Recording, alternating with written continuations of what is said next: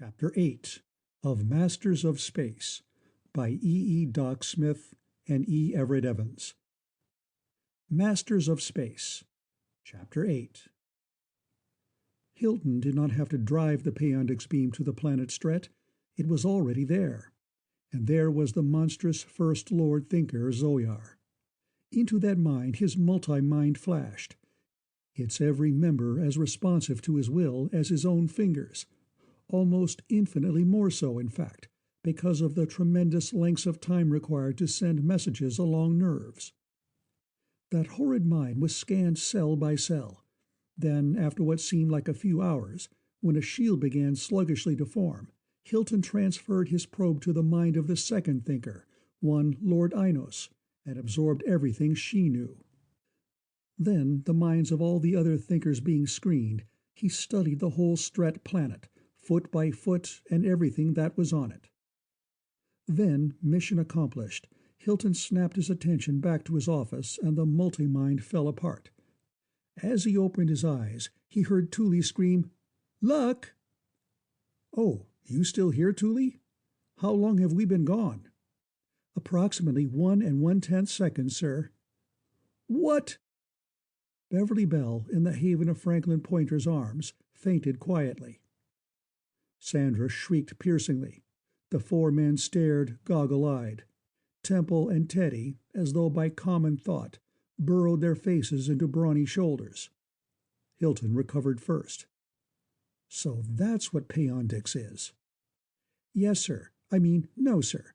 No, yes, but—" Thule paused, licking her lips in that peculiarly human female gesture of uncertainty. "Well, what do you mean? It either is or isn't. Or is that necessarily so?" "Not exactly, sir. That is, started as Peyondix, but it became something else. Not even the most powerful mind of the old masters, nobody, ever did or ever could possibly generate such a force as that, or handle it so fast." "Well, with 7 of the best minds of Terra and a—" "Chip-chop the chit-chat," Carnes said harshly. "What I want to know is whether I was having a nightmare. Can there possibly be a race such as I thought I saw? So utterly savage, ruthless, merciless, so devoid of every human trace and so hell-bent determined on the extermination of every other race in the galaxy? God damn it, it simply doesn't make sense." Eyes went from eyes to eyes to eyes. All had seen the same indescribably horrible, abysmally atrocious things, qualities and quantities and urges and drives that no words in any language could even begin to portray. "It doesn't seem to, but there it is." Teddy Blake shook her head hopelessly. Big Bill Carnes, hands still shaking, lit a cigarette before he spoke again. "Well, I've never been a proponent of genocide, but it's my considered opinion that the Strats are one race the galaxy can get along without." "A hell of a lot better without," Pointer said, and all agreed. "The point is, what can we do about it?" Kincaid asked. "The first thing I would say is to see whether we can do this, whatever it is, without Thule's help. Shall we try it? Although I, for one, don't feel like doing it right away." "Not I either." Beverly Bell held up her right hand, which was shaking uncontrollably. "I feel as though I've been bucking waves, wind, and tide for 48 straight hours, without food, water, or touch. Maybe in about a week I'll be ready for another try at it, but today, not a chance." "Okay, scat, all of you," Hilton ordered. "Take the rest of the day off and rest up. Put on your thought screens, and don't take them off for a second from now on. Those Strats are tough hombres." Sandra was the last to leave. "And you, boss?" she asked pointedly. "I've got some thinking to do." "I'll stay and help you think?" "Not yet." He shook his head, frowned, and then grinned. "You see, Chick, I don't even know yet what it is I'm going to have to think about. A bit unclear, but I know what you mean, I think. Luck, Chief." In their subterranean sanctum turn on distant Stret, Two of the deepest thinkers of that horribly unhuman race were in coldly intent conference via thought. "My mind has been plundered, Ainos," First Lord Thinker Zoyar radiated harshly. "Despite the extremely high reactivity of my shield, some information, I do not know how much, was taken. The operator was one of the humans of that ship." "I, too, felt a plucking at my mind. But those humans could not pay Yondir, First Lord." "Be logical, fool. At that contact, in the matter of which you erred in not following up continuously, they succeeded in concealing their real abilities from you." "That could be the truth. Our ancestors erred, then, in recording that all those weak and timid humans had been slain. These offenders are probably their descendants, returning to reclaim their former world." "The probability must be evaluated and considered. Was it or was it not through human aid that the Omens destroyed most of our task force?" "Highly probable, but impossible of evaluation with the data now available." "Obtain more data at once. That point must be and shall be fully evaluated and fully considered. This entire situation is intolerable. It must be abated." "True, First Lord, but every operator and operation is now tightly screened. Oh, if I could only go out there myself." "Hold, fool! Your thought is completely disloyal and unstretly." "True, O First Lord Thinker Zoyar. I will forthwith remove my unworthy self from this place of existence." "You will not. I hereby abolish that custom. Our numbers are too few by far. Too many have failed to adapt. Also, as second thinker, your death at this time would be slightly detrimental to certain matters now in work. I will myself, however, slay the unfit. To that end, repeat the words under my payandiring. I am a Stret. I will devote my every iota of mental and of physical strength to forwarding the great plan. I am and will remain a Stret." "You do believe in the words?" "Of course I believe in them.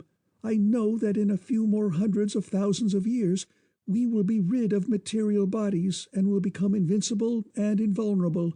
Then comes the conquest of the galaxy, and then the conquest of the universe."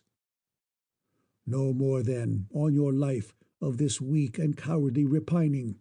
Now, what of your constructive thinking?" "Programming must be such as to obviate time lag. We must evaluate the factors already mentioned and many others, such as the reactivation of the spacecraft which was thought to have been destroyed so long ago. After having considered all these evaluations, I will construct a minor plan to destroy these omens, whom we have permitted to exist on sufferance, and with them that shipload of despicably interloping humans." "That is well." Zoyar's mind seethed with a malevolent ferocity starkly impossible for any human mind to grasp. "And to that end?" "To that end, we must intensify still more our program of procuring data. We must revise our mechs in the light of every technological advance during the many thousands of cycles since the last such revision was made. Our every instrument of power, of offense and of defense, must be brought up to the theoretical ultimate of capability." "And as to the great brain?" "I have been able to think of nothing, First Lord, to add to the undertakings you have already set forth." "It was not expected that you would. Now, is it your final thought that these interlopers are in fact the descendants of those despised humans of so long ago?" "It is." "It is also mine. I return then to my work upon the brain. You will take whatever measures are necessary. Use every artifice of intellect and of ingenuity and our every resource, but abate this intolerable nuisance, and soon." "It shall be done, First Lord." The second thinker issued orders. Frenzied, round-the-clock activity ensued. Hundreds of mechs operated upon the brains of hundreds of others, who in turn operated upon the operators. Then all those brains charged with the technological advances of many thousands of years, the combined hundreds went unrestingly to work. Thousands of work mechs were built and put to work at the construction of larger and more powerful spacecraft. As has been implied, those battle skeletons of the Strets were controlled by their own built-in mechanical brains, which were programmed for only the simplest of battle maneuvers. Anything at all out of the ordinary had to be handled by remote control, by the specialist mechs at their 2 miles-long control board. This was now to be changed. Programming was to be made so complete that almost any situation could be handled by the warship or the missile itself instantly. The Strets knew that they were the most powerful, the most highly advanced race in the universe. Their science was the highest in the universe. Hence, with every operating unit brought up to the full possibilities of that science, that would be more than enough. Period. This work, while it required much time, was very much simpler than the task which the first thinker had laid out for himself on the giant computer plus which the Strets called the Great Brain. In stating his project, First Lord Zoyar had said, "Assignment: to construct a machine that will have the following abilities. 1. To contain and retain all knowledge and information fed into it, however great the amount. 2. To feed itself additional information by piondiring all planets, wherever situate, bearing intelligent life. 3. To call up instantly any and all items of information pertaining to any problem we may give it. 4. To combine and recombine any number of items required to form new concepts. 5. To formulate theories, test them, and draw conclusions helpful to us in any manner in work." It will have been noticed that these specifications vary in one important respect from those of the ENIACs and UNIVACs of Earth. Since we of Earth cannot peyondire, we do not expect that ability from our computers. The Strets could and did. When Sandra came back into the office at 5 o'clock, she found Hilton still sitting there, in almost exactly the same position. "Come out of it, Jarve." She snapped a finger. "That much of that is just simply too damned much." "You're so right, child." He got up, stretched, and by main strength shrugged off his foul mood. "But we're up against something that is really a something, and I don't mean perchance." "How well I know it." She put an arm around him, gave him a quick, hard hug. "But, after all, you don't have to solve it this evening, you know." "No, thank God." "So why don't you and Temple have supper with me? Or better yet, why don't all 8 of us have supper together in that bachelor's paradise of yours and Bill's?" "That'd be fun." And it was. Nor did it take a week for Beverly Bell to recover from the ordeal of 8. On the following evening, she herself suggested that the team should take another shot at that utterly fantastic terra incognita of the multiple mind, jolting though it had been. "But are you sure you can take it again so soon?" Hilton asked. "Sure. I'm like that famous gangster's moll, you know, who bruised easy but healed quick. And I want to know about it as much as anyone else does." They could do it this time without any help from Thule. The linkage fairly snapped together and shrank instantaneously to a point. Hilton thought of Terra, and there it was, full size, yet occupying only one infinitesimal section of a dimensionless point. The multi-mind visited relatives of all 8, but could not make intelligent contact. If asleep, it caused pleasant dreams. If awake, pleasant thoughts of the loved one so far away in space, but that was all. It visited mediums, in trance and otherwise, many of whom, not surprisingly now, were genuine, with whom it held lucid conversations. Even in linkage, however, the multi-mind knew that none of the mediums would be believed, even if they all told, simultaneously, exactly the same story. The multi-mind weakened suddenly, and Hilton snapped it back to Ardree. Beverly was almost in collapse. The other girls were white, shaken, and trembling. Hilton himself, strong and rugged as he was, felt as though he had done 2 weeks of hard labor on a rock pile. He glanced questioningly at Larry. ".638 seconds, sir," the omen said, holding up a millisecond timer. "How do you explain that?" Carnes demanded. "I'm afraid it means that without omen backing, we're out of luck." Hilton had other ideas, But he did not voice any of them until the following day, when he was rested and had Larry alone.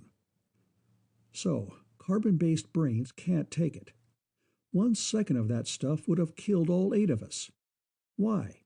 The masters have the same kind of brains we have. I don't know, sir. It's something completely new. No master or group of masters ever generated such a force as that. I can scarcely believe such power possible, even though I have felt it twice. It may be that over the generations your individual powers, never united or controlled, have developed so strength that no human can handle them in fusion. And none of us ever knew anything about any of them. I've been doing a lot of thinking. The masters had qualities and abilities now unknown to any of us. How come? You Omens, and the Stretts too, think we're descendants of the masters. Maybe we are. You think they came originally from Arth, Earth or Terra, to Ardu. That'd account for our legends of Mu, Atlantis, and so on. Since Ardu was within Peyondix's range of Stret, the Stretts attacked it. They killed all the masters, they thought, and made the planet uninhabitable for any kind of life, even their own. But one shipload of masters escaped and came here to Ardri, far beyond Peyondix's range. They stayed here for a long time. Then, for some reason or other, which may be someplace in their records, they left here, fully intending to come back. Do any of you Omens know why they left, or where they went? No, sir.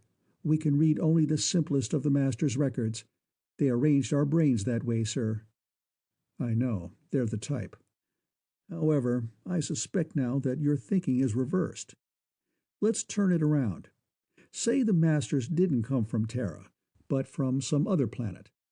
Say that they left here because they were dying out. They were, weren't they? Yes, sir. Their numbers became fewer and fewer each century. I was sure of it. They were committing race suicide by letting you Omens do everything they themselves should have been doing. Finally, they saw the truth.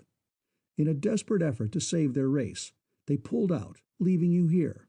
Probably they intended to come back when they had bred enough guts back into themselves to set you Omens down where you belong.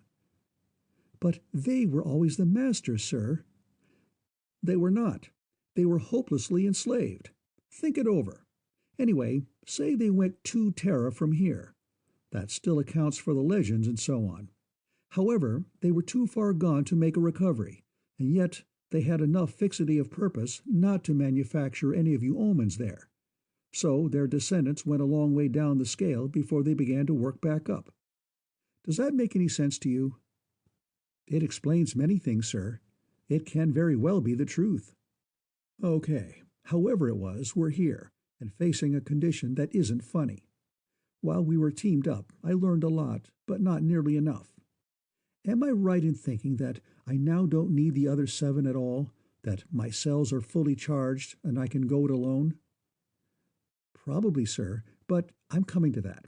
Every time I do it, up to maximum performance, of course, it becomes easier and faster and hits harder. So next time, or maybe the 4th or 5th time, it'll kill me. And the other 7 too, if they're along. I'm not sure, sir, but I think so. Nice. Very, very nice. Hilton got up, shoved both hands into his pockets, and prowled about the room. But can't the damn stuff be controlled? Choked, throttled down, damped, muzzled, some way or other? We do not know of any way, sir. The masters were always working toward more power, not less. That makes sense.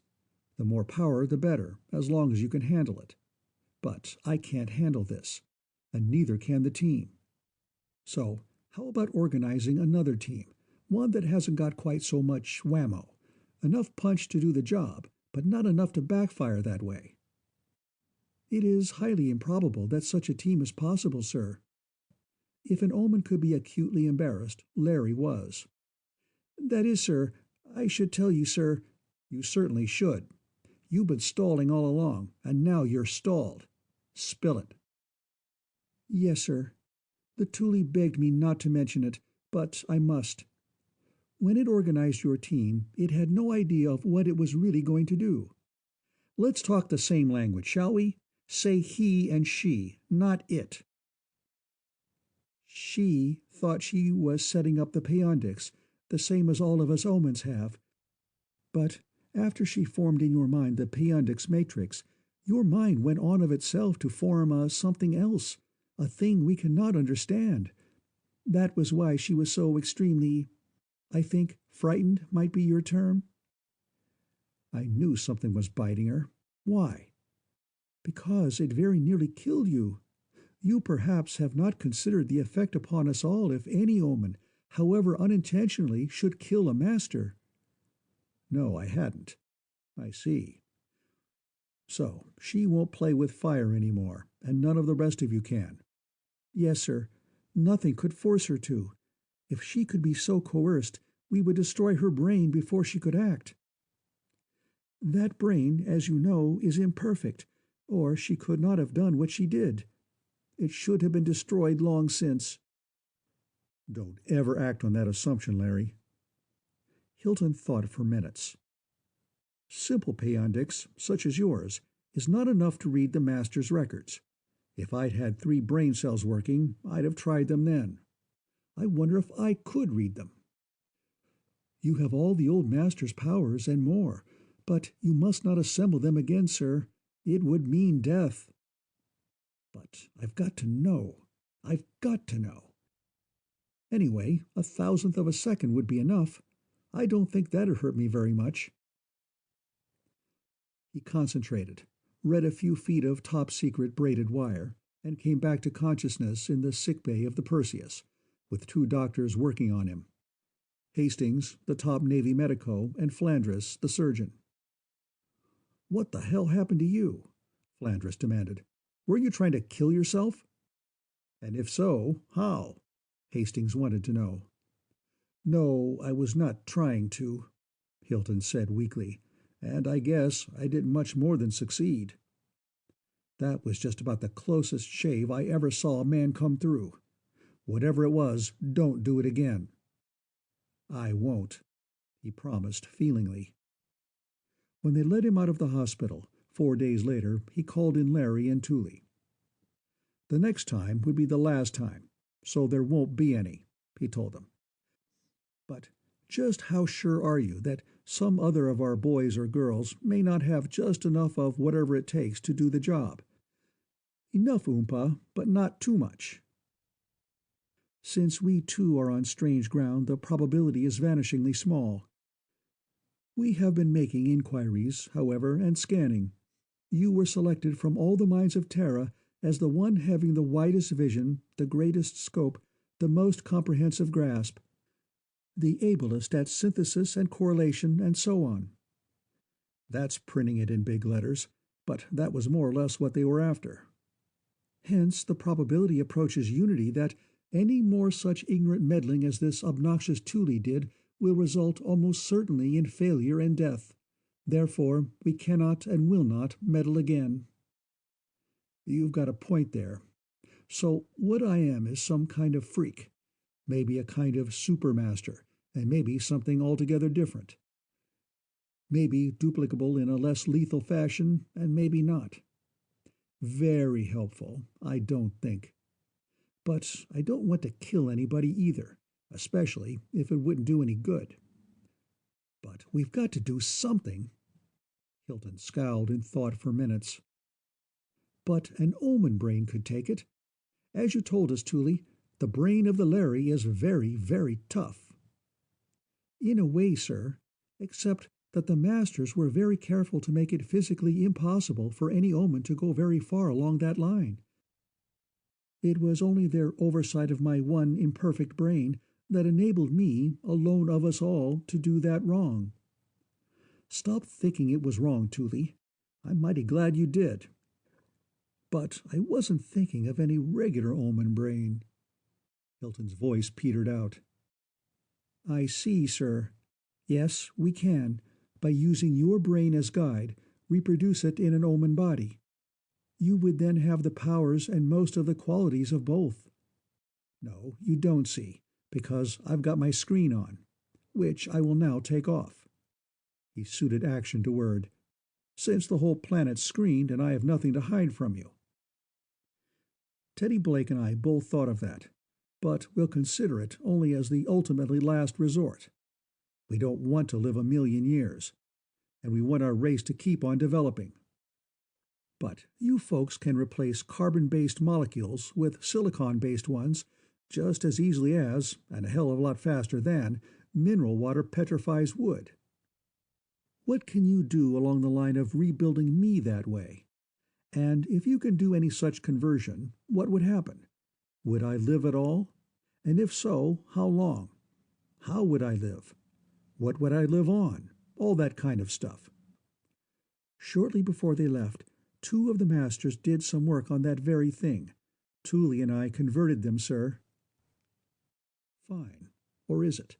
How did it work out? Perfectly, sir, except that they destroyed themselves. It was thought that they wearied of existence. I don't wonder. Well, if it comes to that, I can do the same. You can convert me then. Yes, sir. But before we do it, we must do enough preliminary work to be sure that you will not be harmed in any way. Also, there will be many more changes involved than simple substitution. Of course, I realize that. Just see what you can do, please, and let me know.